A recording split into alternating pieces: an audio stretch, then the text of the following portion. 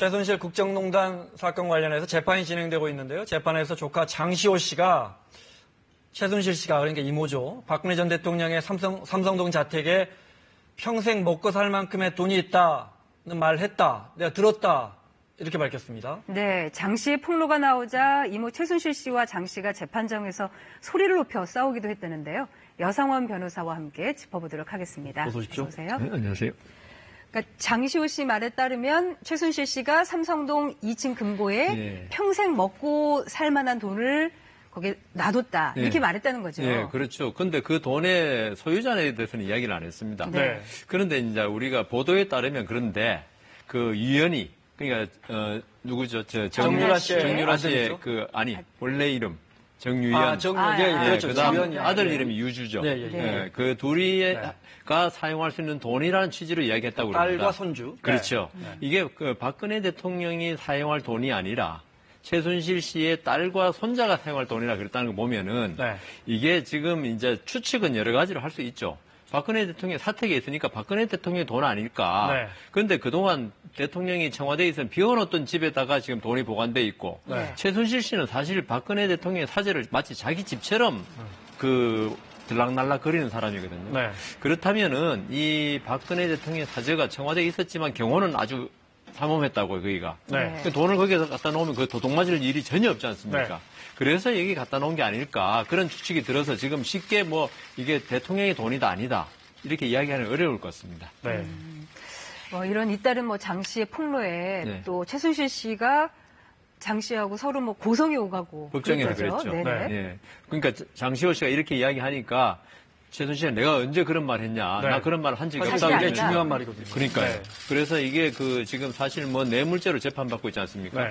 뇌물죄의 가장 중요한 게 돈이 왔다 갔다 한 거 아니겠습니까? 네. 그럼 그 돈이 어디냐가 또 왔다 갔다 했고, 한참 네. 동안은 왜 최순실 씨의 역삼동 자택에서 비밀금고 3개가 어디로 갔냐? 네. 뭐 그 이야기까지 있었는데, 그래서 아마 최순실 씨는 지금 박근혜 대통령 사제에 돈이 있다고 그러면 자기도 분명히 의심을 받을 수밖에 없지 않습니까? 네. 그렇기 때문에 아마 장시호 씨하고 고성을 가지고 서로 언쟁을 벌인 것 같습니다. 네. 아까 누구 돈인지 네. 쉽사리 판단할 수는 없다고 하셨는데 네. 사실 박 전 대통령이 그동안 재산으로는 10억 원대 예금 그리고 삼성동 자택이 전부다라고 했는데 네.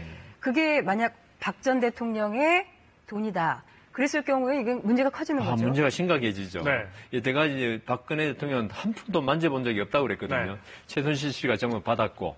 그런데 그 돈이 만일에 이제 박근혜 대통령의 돈이라면은 재산 신고한 데 분명히 없었고. 네. 그 돈이 지금 규모가 얼마인지는 모르겠습니다만은. 네. 평생 먹고 살 돈이라는 게 네. 제가 평생 먹고 살 돈하고 대통령이 평생 먹고 살 돈 차이가 워낙 클 거니까 상당히 크다고 느껴지는데 그러면 네. 그 돈이 어디나 출처를 밝혀야 될 거 아니겠습니까? 네. 그럼 최순실 씨가 K스포츠나 미래에 들어온 돈을 줬다든가 아니면 삼성에서 승마 지원금을 받은 돈을 줬다든가 이래 되면 이게 심각해지고 아니라 하더라도 있죠.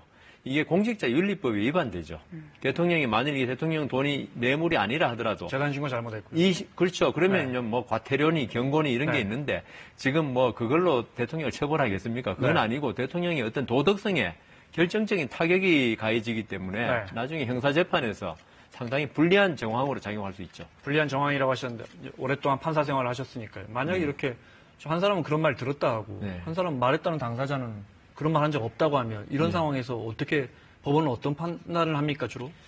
그러니까 누구 말이 과연 신빙성이 있느냐 이건데요. 네. 근데 지금 제가 볼 때는 장시호 씨나 이 최순실 씨나 다 똑같은 사람들이기 때문에 결국 주변 정황으로 네. 판단할 수밖에 없고 네. 아까 말씀드린 그 당시에 장시호 씨는 이 돈이 누구 돈에 들었냐를 분명히 이야기했을 거란 말입니다. 그건 무슨 말이냐? 그걸 네. 진술 안 하면은 그냥 삼성동 자택에 돈이 있다. 네. 이 정도 가지고는 이게 근데 그때 귓속말로 했다는 거예요. 네. 그것도 궁금합니다. 검찰 조사 과정에서 경황이 없는 상황입니다. 지금 여기저기서 막 드러나고 있고 최순실 씨 입장에서는 그 상황에서 바로 옆에 있던 조카 당시만 해도 가장 믿을만 했던 거죠. 네. 그동안 그랬었고요. 가장 오른팔이었고요. 조카에게 귓속말로 삼성동에 있는데 2층에 가보면 있으니까 먹고 하니까 유라랑 또 이제 손자랑 이렇게 써라 이렇게 말했다는 거예요. 이게 가능한 건가요? 그러니까 이 점에서 제가 아까 정황이라고 말씀드렸지 않습니까? 검사는 뭐 합니까? 그 장시호 씨 말이 네. 지금 믿기가 상당히 어렵게 되어버렸어요. 이렇게 말한 바람에. 그냥 둘이서 몰래 그랬다면 괜찮은데 검사 앞에서 그랬다고 그러니까 네. 사실 그 장시호 씨하고 최순실 씨 공범인데 같은 교도소에 있는 것만도 네. 나중에 서로 말을 맞출까봐 그 한 사람은 남부구치소로 옮겼거든요. 네. 그런데 검사 앞에서 진술하면서 둘이 공범관계 있는 건 누구나 다 아는 건데 네. 그 기속말 하기 놔둔다. 이거는 검사 앞에서 말이 안 되고요. 네. 지금 이제 하는 말은 최순실 씨가 목이 마르다. 네. 그냥 검사가 물 들어간 사이에 했다는 건데 네. 검사 방에는 검사만 있는 게 아니고 네. 그 계장도 있고 입회 네. 계장이라 그러죠. 그다음 여직원도 있고 다 있는데 네. 그 앞에서 이렇게 감히 네. 못합니다. 그러니까 두 사람만 남겨놓는 상황이 그건 수사에서 ABC죠. 네. 있을 수가 없는 일이기 때문에 네. 장시호 씨 말이 네. 이 부분에서 조금 제가 납득이 잘 안 가요. 네. 법원에서 그런 정황들까지도 다 살피겠죠. 예. 네. 그 일부에서는 어쨌든 그런 이야기가 어제 나왔으니까 법원에서 구체적인 정황이 나왔으면 빨리 그 삼성동 자택을 압수수색을 했어야 되는 거 아니냐? 뭐 있는지 없는지 확인하기 위해서 그런 이야기도 나옵니다. 예, 그러니까 특검에서 네. 1월 달에 이 이야기를 듣고 네. 압수수색을 하려고 했는데 네. 근데 2월 달에 대통령 대면 조사를 예정돼 있었어요. 네. 네. 근데 대통령 측에 어떤 불필요한 자극을 하면은 대면 조사를 거부할 것이다. 네. 전략적 차원에서 그 압수수색을 안 했다고 하거든요. 네. 그런데 또 하나는 이게 수표나 이런 것 같으면요. 이게 누가 누구한테 준 건지 금방 추적하면 금방 나오는데 네. 현금은 있죠. 네. 이 추적이 참 어려워요. 네. 꼬리표가 안 붙어 있으니까. 네. 네. 그런데 특검으로서 이 돈이 어디서 나온지도 모르는데 나온들. 그러니까요. 이 현금이 나온들 네. 이게 어디서 나온 건지를 갖다가 알 수 없다면은 네. 진짜 그 대통령을 자극하는 일밖에 안 되거든요. 네. 확실한 근거가 있으면 몰라도. 네. 그래서 아마 압수수색을 포기했다고 네. 봅니다. 자, 이제 앞으로 이제 중요한 재판이 남아 있는데 중요한 게 이제 뇌물죄 아닙니까? 네. 근데 이제 박 전 대통령의 역할로 인해서 삼성 등 대기업들이 최순실 씨에게 이익을 준 건데 돈을 준 건데 중요한 부분이 경제 공동체다. 왜냐하면 돈을 같이 썼기 네. 때문에 최순실 씨가 받은 게 사실상 박 전 대통령이 받은 것이다라는 게 이제 특검의 입장이었었는데 그렇죠. 만약에 지금 장시호 씨 말이 사실이라면 예를 들어 삼성동 그 자택에 있는 2층에 돈을 같이 썼다면 이 부분이 굉장한 영향을 미치지 않을까? 그거는 양형에 영향을 미치죠. 왜냐하면은 대통령이 돈을 한 푼도 안 썼더라도 네. 어떤 최순실 씨의 부탁을 듣고 네. 대기업에서 돈을 내는데 대통령이 어떤 뭐 말을 전했건 네. 뭐 위협을 했건 네. 어쨌든 돈이 들어왔으면죠. 대통령이 돈을 한 푼도 안 썼더라도 뇌물죄 공범이 되는 겁니다. 네. 다만 이 삼성동 사저에 돈이 있었고 그걸 대통령이 썼다면 이때까지 그 부인했던 게 네. 상당히 그 문제가 되고요. 그 뇌물에 있어서도 공범이 있을 때 실제 돈을 쓴 사람한테는 형이 커집니다. 네. 네. 그 부분에 중요한 거죠. 네. 네. 어제 재판에서 나온 거 보면 이제 특검의 조사 어제 법정에서 나온 것 보면 최순실 씨가 딸 정유라 씨 남편, 그 당시 남편이죠. 이혼했으니까 뒤에 신모 씨를 떼달라. 그 떼기 위해서 군대 좀 보내달라 했는데 박 전 대통령이 당시에 이걸 안 지켜줘가지고 이 부탁을 했는데 최순실 씨가 뭐 화가 나서 한 달 동안 전화를 안 받았다. 뭐 이런 증언도 나왔어요. 그런데 저는 이걸 보면서 네. 이게 참 최순실 씨라는 사람 참 이상한 사람이다. 대통령이 어떤 자리인데 네. 자기 딸 그 애인하고 그 떼어놓기 위해서 대통령한테 군대까지 부탁한다는 거 있죠. 네. 이거는 뭐 이걸 안 들어줬다니까 다행인데 이런 것까지 부탁하는 최순실 씨를 보면은 네. 도대체 국정이란 걸 뭐로 알고 있는지 저는 사실 보통 사람의 상식으로는 납득이 네. 안 가는 처사입니다. 그동안에 네. 그런 건수가 많았죠. 네. 또 그 박영수 특검팀이 공개한 서창석 서울대병원장 진술 조서 내용을 봤더니 최순실 씨가 그 순천향대병원 이임순 교수의 추천을 받아서 각종 그 인사에 개입을 했다고요. 네. 왜 서창석 씨가 그렇게 진술했죠. 네. 그리고 이임순 씨가 서창석 대통령 주치의였죠. 네. 한테 뭐 장관, 네. 뭐 대사 네. 이런 자리 좀 추천을 좀 해달라. 화면에 이 교수가 나오고 있습니다. 네. 예, 그러니까 그 서창석 씨는 서울대병원 뭐 교수고 이랬으니까 아마 인맥이 많을 것이라 생각하고. 네. 그런데 이임순 씨가 자기 뜻에 의해서 추천해달라 그랬다면 뭐 그것도 문제지만 네. 이 뒤에 바로 최순실 씨하고 우병우 전 수석이 관련돼 있으니까 네. 더 문제가 되는 거 아니겠습니까? 네.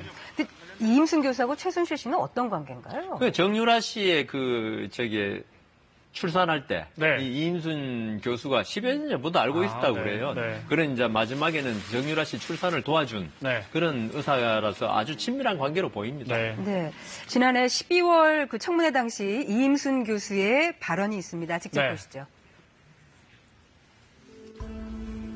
이임순 교수는 청문회에서 최순실 씨 가족을 오래전부터 알고 지냈다고 밝혔는데요. 제가 그 어렸을 때 그 정유라를 치료했던, 그래서 또 분만하는 과정에서 그 치료가 문제가 될까봐 제가 너무 걱정돼서 그러면 내려갔었습니다. 최순실 씨네 가족하고 안 지가 굉장히 오래됐네요. 그 당시 아이가 저한테 진료를 받으면서 한 10년. 10년. 네, 그다음에 정도 우병우 씨네 가족하고는 얼마나 오래 아셨습니까?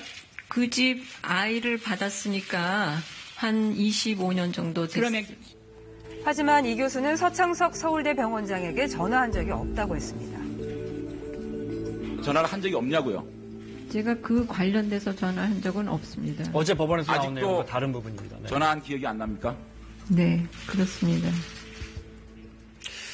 자, 시간 때문에 다른 이야기를 좀 해야겠습니다. 박 전 대통령 삼성동 자택 팔았습니다. 그죠? 이제 저 내곡동에 새 거처를 마련했는데, 그 전에 삼성동 집을 매각할 생각이 계속 있었는지도 궁금하고, 그 다음에 지금 박지만 씨 내외와도 지금 그 처제하고도 누굽니까? 서 변호사하고도 연락이 안 되고. 최영희 변호사. 네. 이런 건 누가 합니까, 지금? 결국 제가 볼 때는 네. 대통령이 지금 다른 변호인을 다 해임하고 네. 딱 2명 남았지 않습니까? 네. 유영아 변호사와 최영성 변호사인데요. 결국은 거의 유영아 변호사가 대통령의 위임장을 교도소에서 받고 그걸로 지금 매각 절차를 다 진행했고, 대통령은 저번에 영장 실질심사 있지 않습니까? 들어갈 때 이미 8기로 그때 계약을 체결했다고 합니다. 네. 그래서 언론 보도 보면 한 67억 정도에 네. 팔았고, 삼성동 집을, 내곡동 집을 28억 정도에 사서, 그렇죠. 물론 뭐 중간에 취득세, 양도세 뭐 이런 비용도 네, 있겠지만, 네. 한 39억 원 정도가 뭐 얼추 남는데요. 이걸 변호사 비용에 쓸 것이다. 변호사 문제 좀 여쭤볼게요. 유영아 변호사하고 지금 최명선 변호사, 네, 지금 네. 2명만 남았죠. 예, 지금 예. 7명은 해임했으니까. 예, 예, 예. 이 문제는 어떻게, 이제 중요한 재판들이 남아있는데. 다시 지금 아마 법관 출신으로. 네. 왜냐하면 재판이지 않습니까? 그 전까지는 수사였으니까 검사 출신 변호사로서 대응을 했는데, 아마 법관 출신 변호사 대응해서 네. 법정에서 아마 그 공방전을 치열하게 벌일 것으로 네. 지금 예측되고 있어서 네. 지금 변호사 비용을 위해서도 집을 팔았다고 그러는데 네. 제 생각에는 그거보다도 변호사 비용 그래도 몇십억 주시겠습니까? 네, 네. 그래서 아마 이 형을 마치고 나서 네. 생활비 네. 이런 걸 위해서 파신 것 같아요. 네. 박 전 대통령 첫 공판 준비기일이 다음 달 2일 예. 예정이 네. 돼 있는데 예. 이를 연기 요청을 했다고 하죠? 예, 왜냐하면은 양쪽에서 검사하고 변호인이 동의해가지고 기일이 잡혔으면 연기 요청을 못 합니다. 네. 그렇지 않습니까? 그런데 이건 법원에서 직권으로 날짜를 5월 2일로 적었는데 유영아 변호사 측에서 네. 사실 박근혜 대통령의 이번 수사 기록이 방대합니다. 이 몇만 페이지 달하는 기록을 도저히 검토할 시간이 없었다. 네. 그래서 조금 공판 준비 연기시켜달라. 네. 이렇게 요청했고 법원에서는 특히 첫 번째 기일은 특별하게 이 변호인 측이 공판 준비라든가 공판을 연기하려는 그런 네. 의도가 없으면 허가해 주는 게 원칙입니다. 네, 공판 준비 기일이라는 게 재판 준비하는 네, 공판 그렇습니다. 뭐 이런 거죠. 예, 그 공판 기일은 피고인이 직접 나와가지고 자기의 네. 재판 대상이 되는데 반해서 네. 공판 준비 기일은 변호사와 검사가 법률 전문가끼리 쟁점을 정리하고 네. 그 쟁점에 관해서 증인을 누구로 할 것인가 그걸 딱 정리하고 거기에서 안 한 거는 나중에 증인 신청을 못하는 네. 실권효라 그래요. 어려운 말로. 네. 실권효가 생긴다는 네. 의미입니다. 그러면 그 자리에 꼭 박 전 대통령이 나가야 될 필요도 없는 거죠? 준비기일은 나갈 의무는 없습니다. 네. 네. 예, 변호사만 나와도 충분합니다. 준비 기일이 뭐 한 번 할 수도 있고. 그렇죠. 두 번 왜냐하면 준비- 쟁점에 네. 따라서 네. 첫 기일에 쟁점이 다 정리되고 네. 증인도 다 정리됐다. 네. 이러면 모르지만 좀 더 해야겠다 싶으면 저번에 우리 헌재에서 변론 준비기일 3차까지 이런 네. 기억이 있거든요. 네. 아니, 왜